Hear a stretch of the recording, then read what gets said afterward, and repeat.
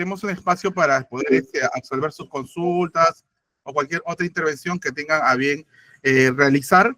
También el personal de la unidad les estará enviando los links para su registro de entrada y salida a este evento, ¿no? Entonces, sin más preámbulos, doctora, siendo las 11:01 de la mañana, damos inicio a su participación. Bienvenida, doctora. Buenos días. Bueno, buenos días con todos, mucho gusto.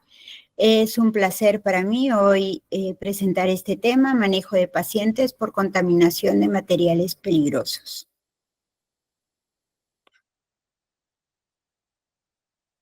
Cristian.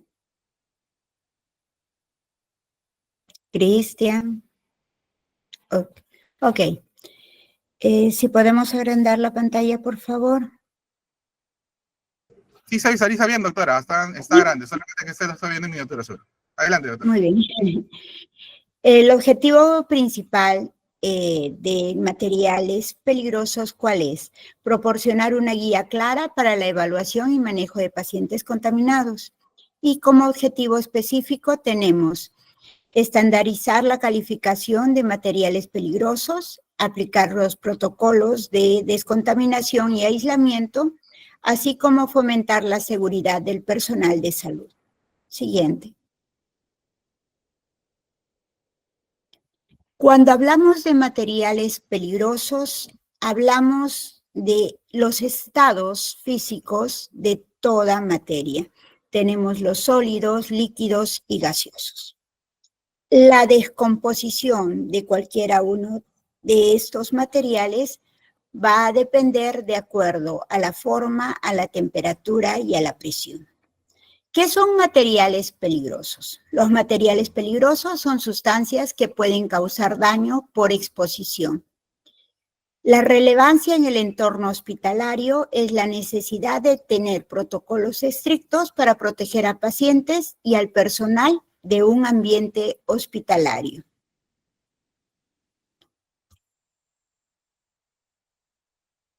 Cristian. La clasificación de materiales peligrosos tenemos en químicos, biológicos, radiológicos, explosiones e inflamables. Dentro de químicos tenemos a los ácidos, los bases fuertes, solventes. Dentro de biológicos tenemos agentes infecciosos, como son virus, bacterias, más que todo por vía inhalatoria. Radiológicos o nucleares, sustancias radioactivas, isótopos. Y lo que es explosión o inflamable, de acuerdo al material que presentan riesgo de combustión o explosión. Petróleo, carga de gas, ¿no? Cris. Principios generales de respuesta dentro de un hospital.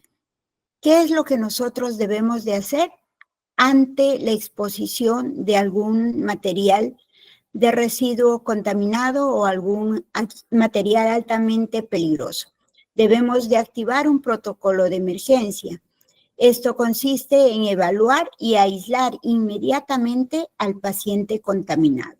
Del mismo modo, comunicar a nuestro ente superior en forma rápida para que tenga un equipo de respuesta de emergencia dentro de un hospital. La evaluación inicial del paciente va a inducir a lo básico. La valoración primaria, el ABC, tenemos que ver la vía aérea que esté permeable, que el paciente esté respirando y que tenga una circulación adecuada. La evaluación de la exposición consiste en identificar la vía de entrada, ya sea por inhalación, por contacto, como es por la piel, o mediante ingestión, ¿no? Mediante algo que haya comido. La sintomatología típica, describir según el tipo de material, ya sea de irritación, quemadura, insuficiencia respiratoria, lesiones en la piel. Procedimiento de descontaminación inicial. ¿Qué hacemos ante esta exposición? La zona de descontaminación en el hospital designada debe de ser en un área segura para descontaminar, ¿no? Para poder limpiar de repente al paciente en caso de que tenga una exposición tópica. Los procedimientos de vestimiento controlado, ¿no? Se retira toda la ropa, los objetos que hayan tenido contacto, ¿no? Con el material para evitar la dispersión del mismo contaminante. El uso de solventes específicos según el tipo de contaminación. Se puede usar agua y jabón, bastante agua a presión y soluciones específicas para neutralizar el químico. Estrategias de descontaminación en pacientes con exposición cutánea. Lo primero que tenemos que hacer es quitarle toda la ropa, ¿no? Utilizar bastante agua y jabón, ¿no? El agua tibia en lavado de manos, ¿verdad? Y el abundante agua o caída de agua que tenga hacia el paciente. Cristian, se perdió la pantalla.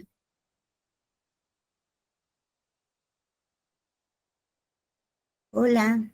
Sí, sí, creo que es creo que el de la brigada. Oye, un ratito, vamos a ver un ratito. Yo estoy con la pantalla.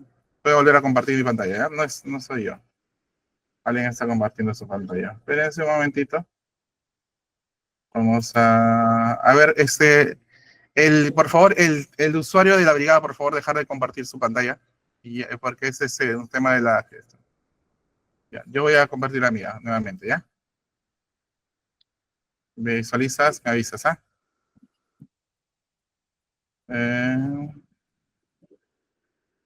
¿Se visualiza doctora? Ahí está, listo. Ya. Disculpe, Voy a hacer con mi PPT, ¿ya?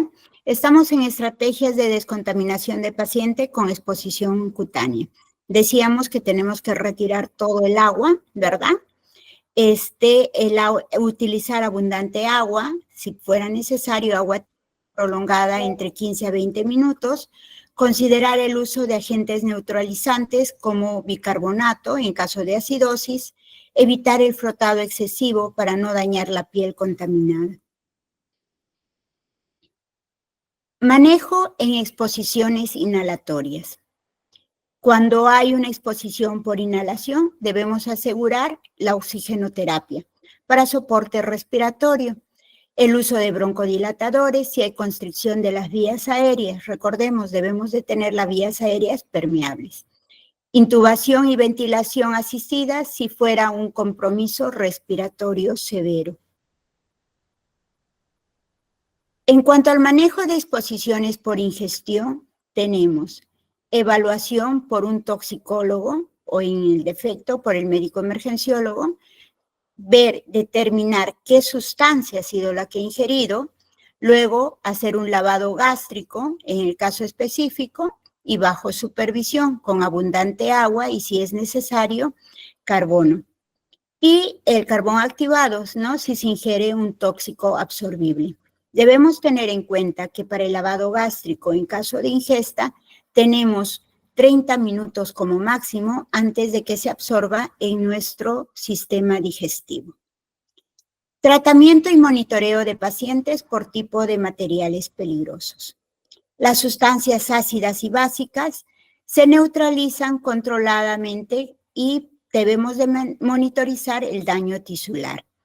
Los metales pesados son uso de agentes quelantes. Los agentes radiológicos tenemos que administrar yodo para reducir la capacidad de radiación por la tiroides.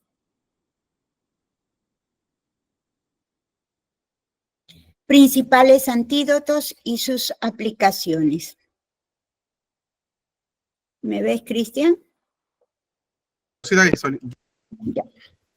Las sustancias tóxicas más comunes tenemos el acetaminofén, que es el paracetamol, cuyo antídoto es la N-acetilcisteína, ¿no?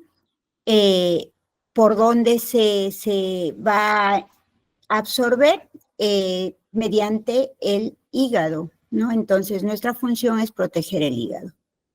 En cuanto a opiáceos como morfina, tenemos el antídoto que es la naloxona, el bloqueo de los receptores opioides, Y dentro de lo que hablamos de benzodiazepinas, tenemos como antídoto el flumazenil. Esto se utiliza más que todo en ancianos, ¿verdad? En personas que tengan demencia senil y que tengan de repente alteraciones o trastornos de conciencia. El metanol o el metanol, el antídoto tenemos al fenopisol o el etanol mismo, ¿no? Al cianuro, perdón, su antídoto es la hidroxicobalamina. Tenemos también insecticidas como los órganos fosforados, en donde debemos de utilizar la atropina, ¿no? Y dentro de lo que es plomo y metales pesados, tenemos al calcio. Además de esto, el monóxido de carbono, aquí necesitamos oxígeno hiperbárico. Necesitamos altas dosis de oxígeno para liberar todo lo que está reteniendo nuestro organismo. Dentro de lo que son equipos de protección personal, los EPPs llamados, y barreras, tenemos tipos de EPPs como trajes completos e impermeables, guantes de nitrilo. ¿Por qué? Porque estos no van a adherirse, como en el caso del látex. Los guantes de látex hacen que esto se adhiera, no cualquier sustancia. En cambio, los de nitrilo no, y son más duros de corroer. Las máscaras con filtro para evitar intoxicaciones inhalatorias. Al mismo tiempo, es importante el uso del EPP para el personal de salud, así evitar la autoexposición y contaminación secundaria. Al momento que llegue el paciente en nuestro intento de salvar la vida y descontaminarlo, sin un EPP correspondiente, nosotros nos estaríamos contaminando. Las técnicas de colocación y retiro de EPP para prevenir la contaminación cruzada, tanto cuando nos ponemos, evitamos el contagio al tercero y al momento de retirarnos, evitamos el autocontagio o la autocontaminación.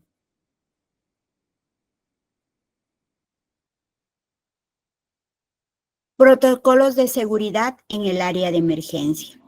¿Qué debemos de hacer en un área de emergencia? Aislar y ventilar el área, ¿no?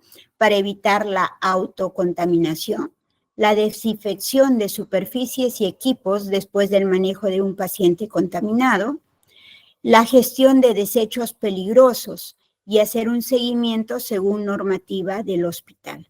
Recordemos que en los hospitales tenemos 3 tipos de bolsa, los negros, rojo y amarillo.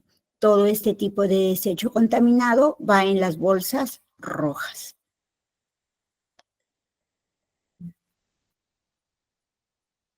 Coordinación con autoridades externas.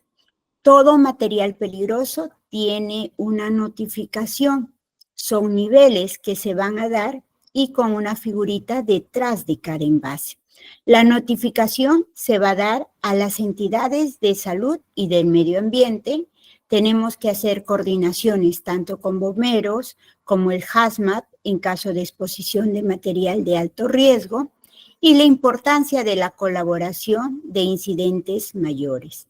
El personal debe de estar preparado, cómo debe de actuar y a quiénes llamar inmediatamente. La capacitación continua del personal de salud es muy importante, ya que si no sabemos a qué nos enfrentamos, no tenemos la noción de cómo poder ayudar. La capacitación en el uso de EPPs y de técnicas de descontaminación continua, no tan solo por un estado de alerta de que haya contaminación de algún biológico, sino hacerlo en forma rutinaria, continua, todos los días de nuestra profesión. Los simulacros de emergencia con materiales peligrosos. Ahora se está tomando en cuenta bastante el uso de repente de EPPs y advertir qué hacer en caso de incidentes de materiales peligrosos por lo del APEC, pero en nuestra vida diaria lo pasamos por desapercibido y no tenemos en cuenta que día a día también estamos expuestos a materiales altamente peligrosos en caso de contaminación de vía aérea, como es la tuberculosis, que ya después del COVID nadie le hace caso, ¿verdad? Y que es más contaminante que el COVID. Entonces, el uso de nuestros CPPs en forma continua. Debemos actualizar también en nuestros medios, centros hospitales, los protocolos de respuesta a emergencias hospitalarias. Hacer un conteo de que contamos medicamentos básicos, adrenalina, atropina, ¿no? Hidroxicobalamina, para casos de sustancias tóxicas e inhalatorias. Tener un área de desinfección donde poder desvestir a nuestro paciente y poderlos bañar para eliminar todo lo que tengan de contacto en la piel.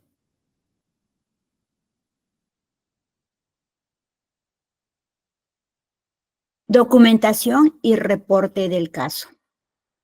Para esto debemos de tener, como ya tenemos un ambiente preparado, tenemos nuestros medicamentos preparados, también debemos tener nuestro registro, ¿no?, de texto, registro detallado de la exposición, ha sido el tratamiento, cómo se va de alta, cuáles son los síntomas que presenta y cuáles son los riesgos de presentar de aquí a 2 semanas. Asimismo, debemos de hacer un informe para auditoría y elevar los protocolos hospitalarios. En conclusión, cuando hablamos de exposición de material peligroso, no tan solo nos referimos a un evento excepcional, sino el día a día dentro de nuestras labores estamos tensos. Espera, un ratito para volver a compartir la pantalla porque se perdió la señal. Un momentito, por favor, ¿ya? Porque sí está... Vamos a ir, un ratito.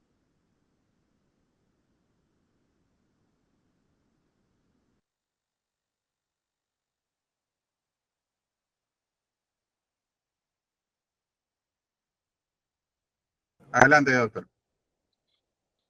En conclusión, la importancia y preparación de la respuesta rápida es importante para el manejo del paciente que ha sido expuesto ante una situación de contaminación de algún agente peligroso. La seguridad del paciente y del personal debe ser prioritaria. Debemos de hacer una evaluación, como habíamos dicho en un inicio, del ABC, el cual va a permitir que nosotros prioricemos de acuerdo al estado del paciente en qué tipo de prioridad 1, 2 o 3. Si compromete la vía aérea, va a ser prioridad 1 y nuestro paciente deberá pasar a un área crítica. La necesidad de protocolos específicos adoptados al tipo de exposición. Tener siempre una reserva, como decía, de medicamentos básicos de acuerdo al tipo de inhalaciones tóxicos o de contaminación por contacto. Esto sería el resumen de lo que es una exposición de materiales tóxicos o altamente peligrosos. Ok, doctora Karin. Si hubiera alguna, vamos a, bueno, en todo caso, ver si alguna pregunta se ha generado por través de los... No, vamos a, por un tema de como ven, hay personas que están compartiendo material que no es debido, entonces vamos a leer las preguntas que quisieran hacernos llegar para la doctora, en todo caso. Así que vamos a ver. Inclusive, a todos los que se encuentran conectados, agradecer su paciencia y su participación en esta ponencia promovida por la Unidad Funcional de Gestión de Riesgo de Desastre. Más bien, si ya pasaron el link de registro, por favor, también hacerlo en este momento. A ver, vamos a leer una pregunta, doctora. Me comentan, voy a dejar de compartir esta pantalla para darle pasos para arrancar su pantalla. Y me preguntan, a ver, ¿existe algún registro de eventos de CBRN ocurridos en el Perú?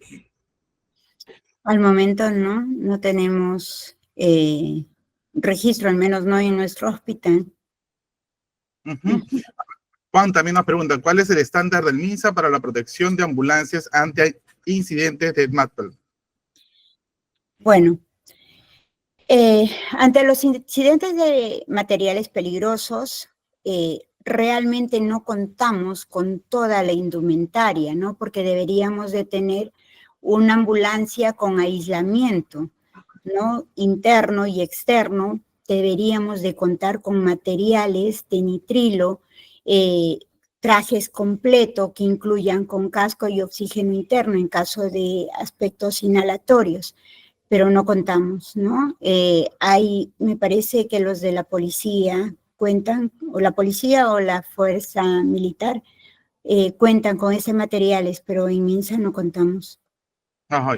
Doctora, a ver, nos mencionan, usted ha hecho mención, quizá nos preguntan, cuando usted hace mención de colocar el yodo para no afectar la tiroides, ¿podría explicarnos con ejemplos, por favor, doctora, en este caso? En caso de intoxicaciones, ¿no? Utilizamos el Lugol, ¿verdad? Que son 6 gotitas en medio vaso de agua, ¿no? Para protección. Esto como primera base, como primera fuente. Ah, ya. A ver, Bruno nos inscribe y nos dice, ¿qué instalaciones habilitadas para la respuesta a eventos biológicos en Perú? Me imaginas que hay, ¿no? ¿Qué instalaciones hay, ¿no? Para estos tipos de eventos.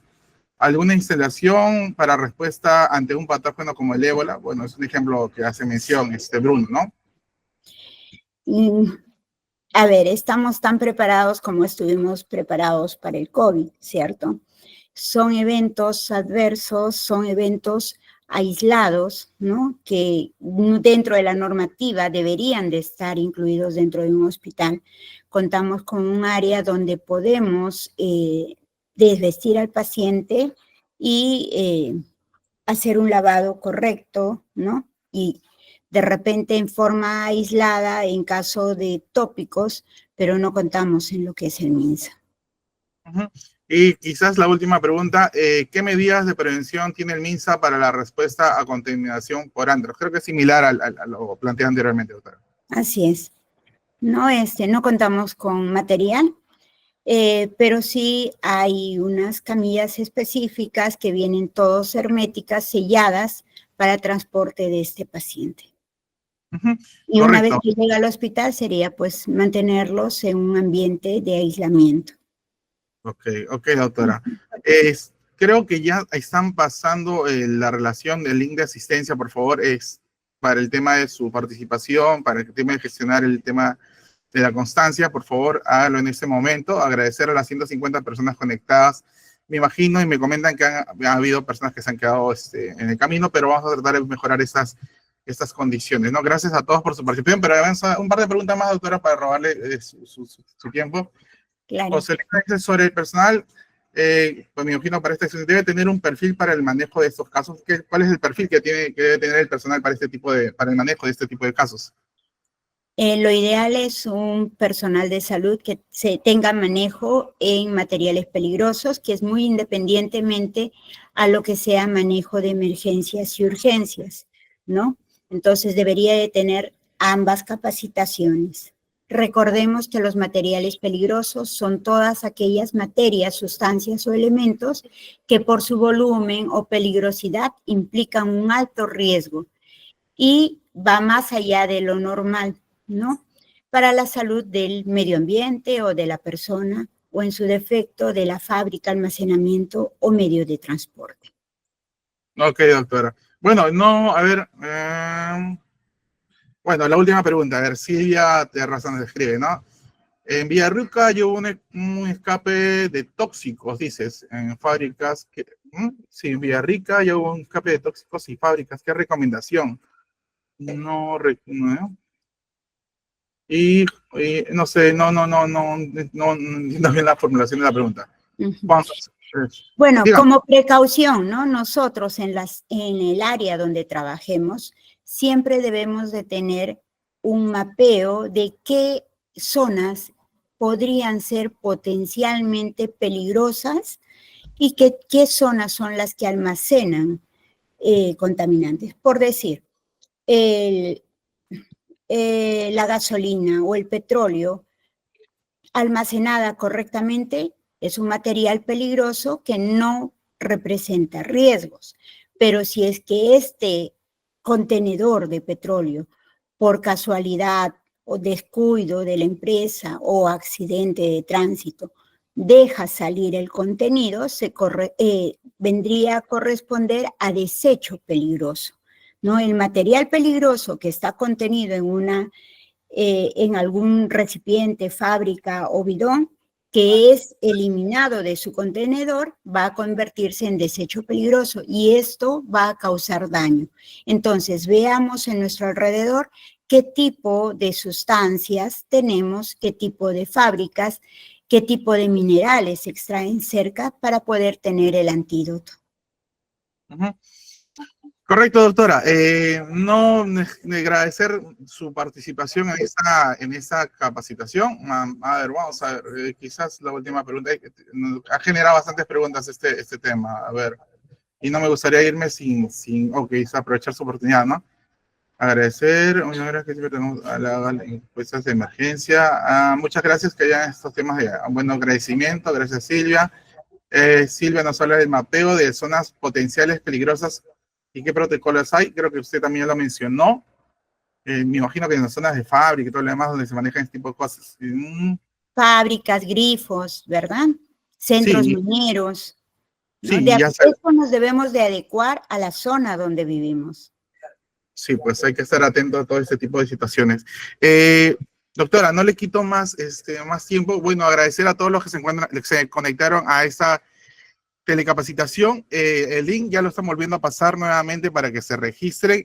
Gracias a todos por su participación. Muchas gracias a la doctora Karin Pérez Segura, jefa del Departamento de Medicina del Hospital de Emergencia José Casimiro Ulloa.